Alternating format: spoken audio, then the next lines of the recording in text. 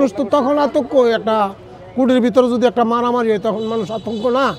ঘটনাটা আমরা এখানে বয়া দোকানদারি করতেছি, তখন দোকানদারির খুবই একটা চাপ সৃষ্টি আমার কাছে। তখন দেখছি এদিক দিয়ে একটা ছেলে দৌড় দিছি পিছন দিকে, দৌড় দেওয়ার সাথে সাথে মনে করেন পিছনে একটা শব্দ শুনছি যে মাগো মাগো, আমি পিছনে তাকাইছি আর আমার উপর তো দৌড় দিছি। একজন মুরব্বী দাঁড়াই ছিল, তখন কুড়ের ভিতরে থেকে কুট চলাকালীন কুড়ের ভিতর থেকে 2-3 জন লোক আসছে আইসা, আমরা ওই যে ক্যান্টিনের পিছনে আছিলাম, আর যারে মারছে যারে মারছে সে এই জায়গায় বইসা কথা বলতেছে 2-3 জন লোকের সাথে। হঠাৎ কইরা এক মুরব্বী বললো আইসা কয় ওরা আজকে মাইরা লাওয়ার কথা বইলা আপনার গাড় বাতালে একটা বাড়ি দিছে বলা যায়।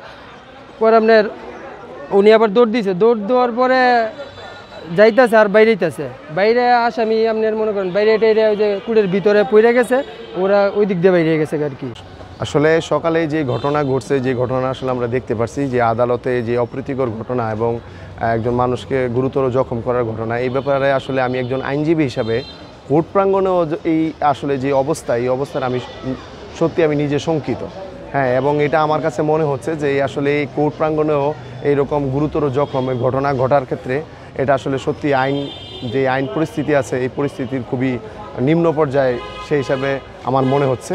তো আমি আপনাদের মাধ্যমে আসলে যারা এই পরিস্থিতির এবং এটার দায়িত্বে আছে এবং আমাদের জনপ্রশাসন আছে এবং পুলিশ প্রশাসন আছে, প্রত্যেকের কাছে আসলে এমন অপ্রীতিকর ঘটনা যেন আর আমাদের কোর্ট প্রাঙ্গণে অথবা আমাদের নরসিংদী জেলার ভিতরে না ঘটে, এই জন্য যারা আইনের দায়িত্বে আছে তারা যেন তাদের চৌকুশ বুদ্ধিসম্পন্নতা দিয়ে এগুলি রোধ করার খুব জরুরি প্রসেস নেয় এবং জরুরি পদক্ষেপ নেয়। এটাই আমি আসলে আপনাদের মাধ্যমে প্রশাসনকে জানাতে চাচ্ছি।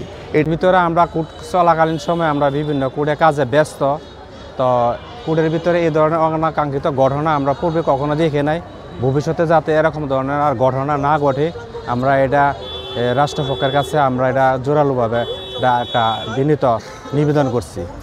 এখানে আকস্মিকভাবে একজন ফকিরের লাঠি নিয়ে একজনকে হঠাৎ করে আকস্মিকভাবে মার দিল এবং পূর্ব ঘটনার জের ধরে এমএলই ঘটনার জের ধরে এই ঘটনার উৎপত্তি। এখনও আমরা ওটার খোঁজখবর নিচ্ছি কিভাবে ঘটনা ঘটলো, কারা এর সাথে জড়িত। মামলা করলে আইনানুগ ব্যবস্থা নেব।